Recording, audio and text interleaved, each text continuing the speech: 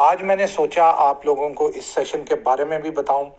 تو اس کا جو مقصد ہے میرا وہ اس چیز کو ایکسپلین کرنا ہے کہ انڈیا نے جب سے کشمیر کا جو اسپیشل سٹیٹس جو اسٹیٹ سٹیٹس تھا اس کا جو یونائٹڈ نیشن نے ان کو دلوایا تھا اور انڈیا ہی کے کہنے کے اوپر دلوایا تھا، وہ جب سے انہوں نے ختم کیا ہے تو اب جو باقی ایگریمنٹس ہمارے اس کے پیرلل ہم لوگوں نے انڈیا کے ساتھ کیے، ان کا کیا سٹیٹس ہے، وہ ایگریمنٹس کیا تھے، کن وجوہات کے اوپر وہ ایگریمنٹس ہوئے تھے، کس نے ان کو پش کروایا تھا کرنے کے لیے، تو یہ آپ کو بتاؤں گا. اور اب کا کیا سٹیٹس ہے کہ اب یہ جب اوپنلی انڈیا ان چیزوں کو مانتا نہیں ہے، کسی بھی چیز کو جو انہوں نے خود ہی پش کی تھی یونائٹڈ نیشن کو کرنے کے لیے، تو اب اس کا ہمارا کیا اس کا سٹیٹس ہے اور ہمارا کیا لاہے عمل ہونا چاہیے. یہ اوپن مائک سیشن ہے، آپ کسی وقت بھی مجھے روک کے کوئی کوشچن کر سکتے ہیں، اینڈ تک جانے کی ضرورت نہیں ہے، آپ آرام سے میرے سے کوشچن کر سکتے ہیں. میں آپ جو لوگ ہیں آپ کا مائک کھولتا ہوں. جی، تو اس کے اندر سب سے پہلے تو آپ کو یہ چیز بتانی ہے کہ یہ دو تین لائنز ہیں، دو تین ایسے ورڈز ہیں جن کو ہم سمجھتے ہیں کہ شاید وہ ایک ہی ورڈ ہے، لیکن اصل میں وہ ایک ورڈ نہیں ہے. ان کے اندر جو تین مین جو ورڈز ہیں ان کے اندر نمبر 1 کے اوپر جو سیز فائر لائن CFL جس کو کہتے ہیں، یہ کافی لوگوں کو بھی وعلیکم السلام احمد، ویلکم. تو اس کے اندر جو جو CFL لائن ہے جس کو کہتے ہیں سیز فائر لائن، کافی لوگ اس کو بھول چکے ہیں، لیکن ابھی کئی جگہوں کے اوپر اس کو استعمال بھی کیا جاتا ہے کیونکہ دس از اے ویلڈ لائن. میرے خیال میں پاکستانی گورنمنٹ کا جو ویلڈ ڈاکومنٹ ہے اس کے اندر جو ویسے تو دونوں ہی ویلڈ ہے، لیکن جو لائن آف کنٹرول ہے، جو LOC ہے، جو ورڈ یوز ہوتا ہے، وہ LOC کا جو ورڈ تھا وہ دو ممالک کا ایک اپنے آپس میں بیٹھ کے ہوا تھا. اور اس دور کے اندر جو سچویشن تھی وہ ہم آپ کو انشاءاللہ ڈراؤننگ انڈیا والی سیریز کے اندر بتائیں گے کہ اندرا گاندھی وہاں موجود تھی، 71 کی وار ہو چکی تھی، اور بھٹو صاحب جو ادھر ہمارے پاکستان کے اندر موجود تھے، ان کا اور اندرا گاندھی کے ساتھ ایک ٹریٹی ہوئی جس کے اندر کافی چیزیں انہوں نے ڈیسائیڈ کی. اسی کے اندر یہ لائن آف کنٹرول جو ہے، LOC جو ہے، اس کو بھی ڈیسائیڈ کیا گیا کہ یہ جو LOC ہے اس کے کیا رولز ہوں گے انگیجمنٹ کے اور اس کو کس طرح مینج کرنا ہے. یہ LOC بیسیکلی وہی لائن تھی جو CFL تھی، لیکن رولز آف انگیجمنٹ جو تھے وہ چینج ہوئے کیونکہ جب تک CFL کو ہم ریکگنائز کر رہے تھے، ویسے تو ابھی بھی پاکستان تو ابھی بھی کرتا ہے، انڈیا نہیں کرتا، تو تب تک ہمارا یہ ایک یونائٹڈ نیشن والا سٹانس تھا کیونکہ CFL کو کروانے کے اندر یونائٹڈ نیشن بھی تھی، امریکہ بھی تھا، کولمبیا کے بھی آبزرورز تھے، UN کے اپنے ملٹری ایکسپرٹس تھے، اور یہ سارے تھے. اور یہ ایک طرح سے آپ کہہ لیں کہ جج جسے ہوتا ہے درمیان میں مصالحت کروانے والے، وہ یہ لوگ تھے اور ان کے وہ فیصلہ تھا. لیکن جو شملہ اکارڈ تھا وہ بھٹو صاحب اور اندرا گاندھی کے مابین تھا، اور اس کے اندر ایسی چیزیں ہوئیں کہ جو ہمارے لیے میرے خیال. اب میں آپ کو یہ بتاتا ہوں کہ CFL جو ہے سیز فائر لائن، یہ 1948 کے اندر جب قائد اعظم محمد علی جناح نے جب اسینشن ہو رہی تھی تب اس سے پہلے یہ کشمیر سٹیٹ تھا. اچھا، اس چیز کو ذہن میں رکھیں کہ جو پروونشل الیکشنز ہوئے تھے 2-3 سال پہلے پارٹیشن سے پہلے، یہ پارٹیشن کی ایک پوری جو ہے سیکوینس ہے، یہ اس سیکوینس کے بغیر نہیں ہوا. برٹش نے پہلے پارٹیشن پروونشل جو تھے وہ انتخابات کروائے، جن کے اندر ایک آپ کو 29 کے اندر جو نہرو رپورٹ آئی، نہرو رپورٹ کے اندر وہ یہ چیز بولی گئی کہ جی یہ جو انتخابات ہیں ان کا جو الیکٹورل کالج ہے اس کے اندر ایک ہی ہندو مسلمان کو یکجا کیا جائے. قائد اعظم نے اس کے اگینسٹ محمد علی جناح صاحب نے 14 نکات دیے اور اس سے بالکل انہوں نے علیحدگی کی کہ یہ مسلمانوں کے الیکٹورل جو کالجز ہیں، مسلمانوں کی جہاں جہاں جو میجورٹی ہے اس کو سپریس کرنے کا ایک طریقہ ہے، تو الیکٹورل کالج جو ہے وہ اکٹھا نہیں ہوگا، جس کے اوپر انہوں نے 14 نکات دیے، تو 14 پوائنٹس. ڈسپیوٹ جو ہے کانگریس اور مسلم لیگ کے آپس میں کھڑے ہونا شروع ہو گئے، اور 1940 کے اندر وے فارورڈ، جس کو ہم ابھی انشاءاللہ 23 مارچ کو منائیں گے بھی، پاکستان ڈے جو ہے 23 مارچ کا وہ آ رہا ہے، تو اس میں ہم نے یہ فیصلہ کیا کہ انڈیا کو ہم نے بولا کہ آپ کٹیں ادھر سے، سائیڈ پر ہوں، چلیں نکلیں ادھر سے، जो आपके प्लान है और जो डोमिनियन के अंदर एक डोमिनियन आप बनाना चाहते हैं, यानी इंडिया का जो कॉन्सेप्ट था, गांधी और नेहरू की जो चालाकियां थी वो ये थी कि एक तो आप लोगों को ये चीज का पता होगा कि पाकिस्तान इंडिया जब दोनों आजाद हुए हैं तो ये थोड़े सालों के लिए ब्रिटिश डोमिनियन रहे हैं। आप इसीलिए पाकिस्तान का प्रेसिडेंट जो थे वो कायदे आजम नहीं थे, कायदे आजम गवर्नर जनरल थे। तो इस वो डोमिनियन रूल का मतलब ये होता है कि जैसे जैसे हांगकांग था, जैसे कतर था, अभी तक काफी काफी लेटर स्टेजेस में आके वो उस रूल से निकला है। तो ये पाकिस्तान इंडिया थोड़े से साल डोमिनियन रूल के अंदर निकले हैं। इंडिया ये चाहता था, गांधी और नेहरू ये चाहते थे कि जो डोमिनियन रूल है, इंडिया ब्रिटिश डोमिनियन रूल के नीचे आए और पाकिस्तान और मुसलमानों की जो मेजोरिटीज हैं वो इंडिया के डोमिनियन रूल के नीचे आ जाएं। ऐसा नहीं है कि ऐसा उन्होंने किया नहीं, they did this also. Mauritius के अंदर आप देख लें, उन्होंने ऐसे ही किया और कई जगहों के ऊपर उन्होंने ऐसे ही किया कि उनको आजाद तो वो हो गए लेकिन वो इंडियन यूनियन के नीचे आते थे। तो उनका जो मकसद ये था गांधी का, और जो सेकुलरिज्म और कंबाइन इंडिया और फलां ये जो सारे वो ड्रामे और रंगबाजियां कर रहे थे, इनका मकसद ये था कि मुसलमान मेजॉरिटी जो रीजन्स हैं, हमारे इधर लोगों को बेचारों को इस चीज का एहसास ही नहीं है, वो उनको ये सारी चीजों का पता ही नहीं है कि वो आपको कहते हैं जी पार्टीशन नहीं होनी चाहिए थी, पार्टीशन हो गई, मुसलमान डिवाइड। और भाई पार्टीशन ना होने का वो ये कह रहे थे कि पाकिस्तान की पार्टीशन ना हो, इंडिया की पार्टीशन हो जाए और पाकिस्तान और जितने भी मुसलमान जो मेजॉरिटी वाले एरिया हैं वो इंडियन यूनियन के नीचे, इंडिया की डोमिनियन के नीचे आए। तो ये तो साफ है, it was unacceptable to Mohammad Ali Jinnah साहब। उन्होंने इसको रीड आउट कर लिया और उन्होंने फिर इनको फारिग किया। उन्होंने कहा चलो निकलो इधर से, हम पाकिस्तान बनाएंगे। और प्रोविंशियल इलेक्शंस जब होते हैं तो ब्रिटिश को समझ आ जाती है कि मेजॉरिटी जो मुसलमानों की है जिन एरियाज के अंदर, उनके अंदर वो मुसलमान ने एक तरह से वाइप आउट कर दिया था। वो इंडियंस, हिंदुओं का, इंडियंस का कोई बंदा वहां नहीं जीतने दिया था। तो इस वजह से वो फिर इन चीजों से निकल के उन्होंने पाकिस्तान की बात मानी और कायदे आजम से निगोशिएट करना शुरू किया। तो ये जब हमारा उधर जो स्टेट्स थे, जो ये स्टेट्स थे जैसे कश्मीर था, हैदराबाद था, बहावलपुर स्टेट हमारा काफी देर बहावलपुर स्टेट रहा है, अभी मतलब इस पाकिस्तान आजाद होने के बाद भी काफी देर रहा है और उसके बाद जाके मर्ज हुआ है। फाटा अभी हमने मर्ज किया है। तो वो जो स्टेट्स थे, सवात था, इस तरह ये, और बलूचिस्तान के अंदर भी कालात, तो ये चीजें जो भी थी, ये सारे स्टेट्स जो थे ये सारे अपना फैसला खुद करेंगे। इनके अंदर वो प्रोविंशियल जो इलेक्शंस थे वो वैलिड नहीं थे। तो इसके अंदर जो कश्मीर का स्टेट था उसका ओनर जो लीडर था वो हिंदू था और जो उसकी मेजॉरिटी थी वो मुसलमान थी। तो जब ये पार्टीशन होती है तो उस वक्त उनसे ये पूछा जाता है कि जी आपने किस के साथ मिलना है, आपने पाकिस्तान के साथ मिलना है या आपने इंडिया के साथ मिलना है। तो जो उधर का राजा था डोगरा, उसने बोला कि जी मुझे जो है इंडिया के साथ मिलना है, लेकिन क्योंकि मेजॉरिटी जो थी वो मुस्लिम थी, उन्होंने कहा जी हमने पाकिस्तान के साथ मिलना है। तो इसके ऊपर कायदे आजम ने, जब उन्होंने देखा कि ब्रिटिश तो अब कुछ कर नहीं रहे, तो कायदे आजम ने फिर अपनी आर्मी को बोला कि आप उधर अटैक करें।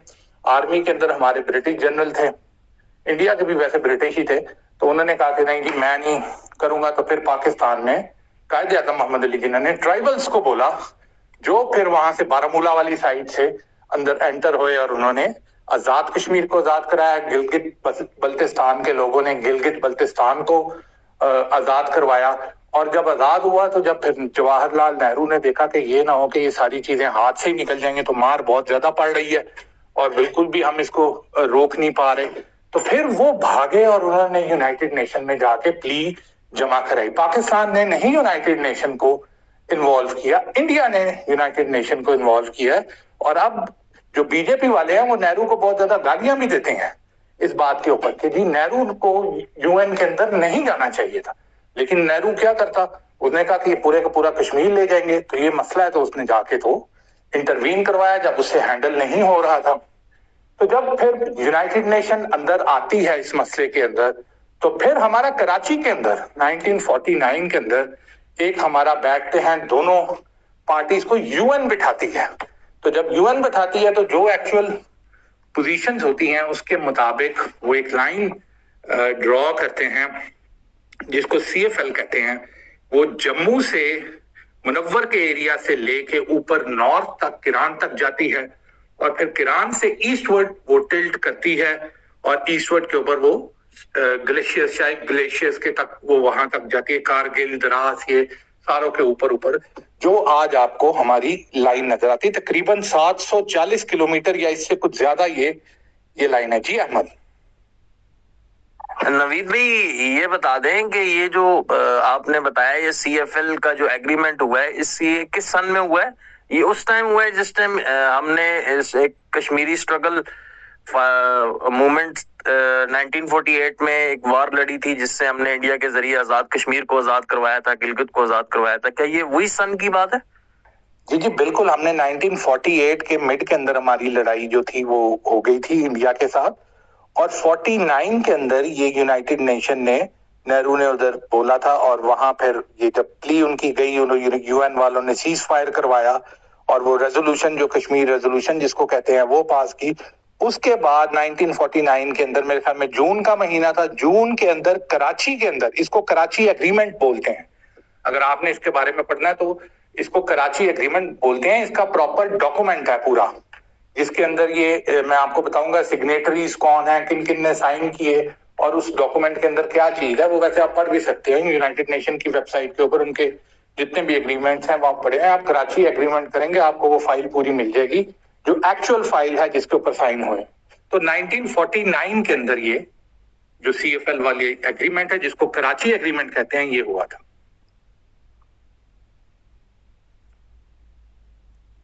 ٹھیک ہے, آپ نوید بھی آپ اسٹیبلش کریں اسپیس میں, انشاءاللہ بیچ بیچ میں کوسچن کرتا جاؤں. جی بالکل. تو اس کے اندر ہماری سائڈ سے ایک ہمارا برٹش جنرل تھا, مجھے اس کا نام بھول گیا, کوتھن یا اس طرح کر کے نام تھا, جنرل نذیر احمد اور بریگیڈیئر تھے ایک شیر خان, بریگیڈیئر شیر خان. ہماری طرف سے اس پینل کے اندر یہ 3 لوگ تھے. انڈیا کی طرف سے بھی ایک میرے خیال میں ان کا جنرل جو برٹش تھا اور ایک ان کا جو جنرل بعد میں 71 کی وار کے اندر جس کو وہ وار ہیرو کہتے ہیں جنرل, اس وقت تو وہ میرے خیال میں آرمی چیف بن گیا تھا, مانک شاہ. وہ اس جو یہ کراچی ایگریمنٹ ہو رہا تھا تو he was part of it اور وہ اس وقت بریگیڈیئر تھا.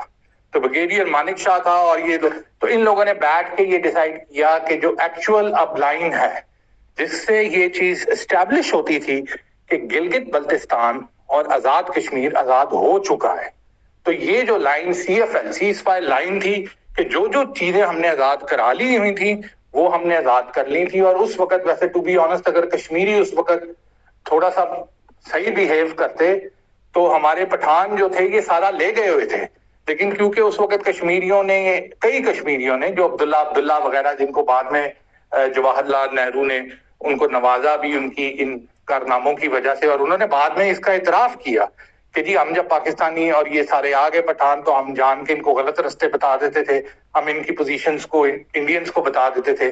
یہ آپ ایزیلی عبداللہ کی کوئی بھی سپیچ سن لیں, اس دور کی یوٹیوب پہ بھی مل جائیں گی, ان کے اندر آپ کو یہ چیز مل جائے گی کہ وہ خود اس چیز کا اعتراف کرتے ہیں. میں کوئی ان پہ الزام نہیں لگا رہا کہ جی ہم نے اس طریقے سے انڈیا کا ساتھ دیا تو ہم یہ ایریا جو ہے نہیں لیا, ورنہ یہ پورے کا پورا ایریا نکل چکا تھا, پاکستان لے گیا تھا. خیر جب یونائٹڈ نیشن آیا تو جو ایریا جن کو آپ آزاد جموں کشمیر کہتے ہیں, جن کو آپ گلگت بلتستان آج کہتے ہیں, یہ ایریا ہم آزاد کرا چکے تھے. اس کا کوئی ڈسپیوٹ نہیں تھا, اس کا کسی ڈاکومنٹ کے اندر اس چیز کا ذکر نہیں ہے کہ یہ ڈسپیوٹڈ ٹیریٹری ہے. ڈسپیوٹڈ ٹیریٹری جو ہے وہ صرف اور صرف Indian occupied Jammu and Kashmir ہے, جو انڈیا والی سائڈ پہ ہے یعنی CFL کے اس سائڈ پہ اس کو ڈسپیوٹڈ کا سٹیٹس ملا.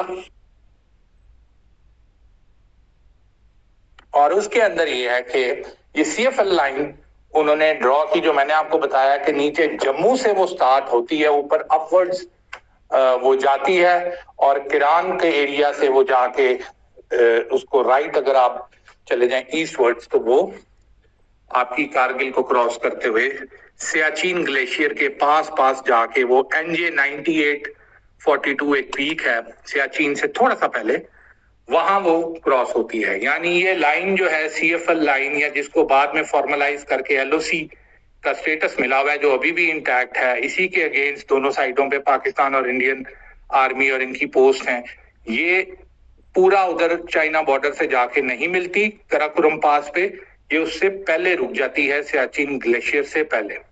सियाचिन ग्लेशियर का क्या पार्ट है और उसका क्या चीज है वो मैं आपको आगे जाके बताऊंगा।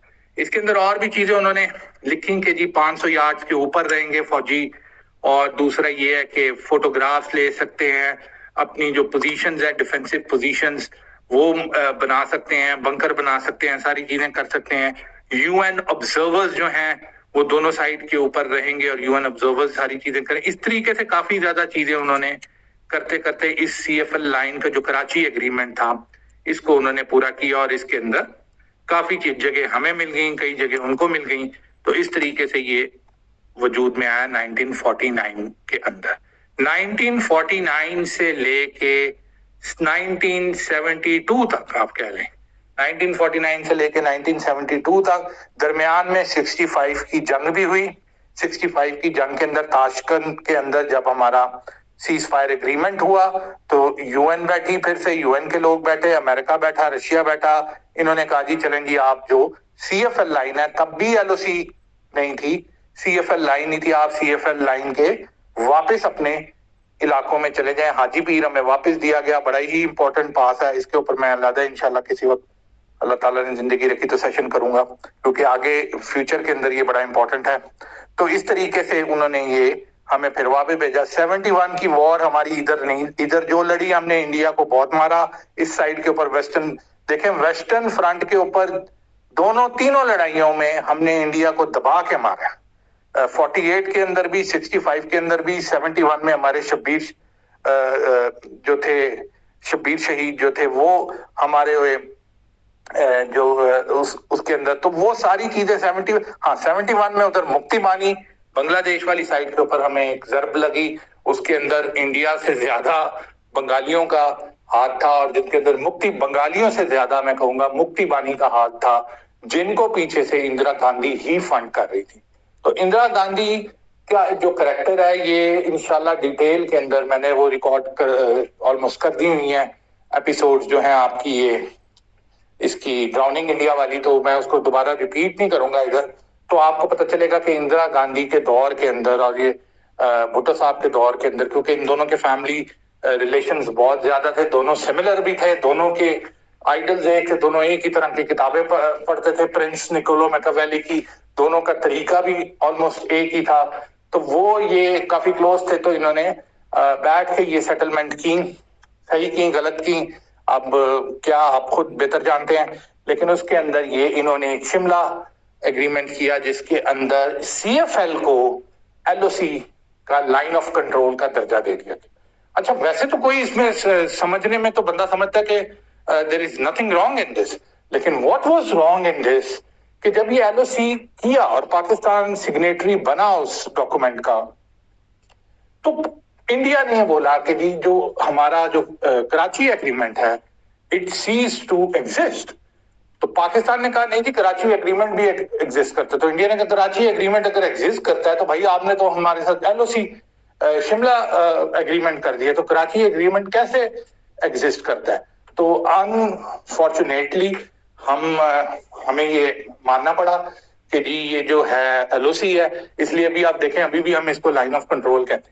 लेकिन इंडिया ने क्या किया कि यूनाइटेड नेशन के जो ऑब्जर्वर्स थे उनको बोला चलें जी बैग शैग पैक करें, अब आप निकलें यहाँ से, आपका इधर कोई काम नहीं।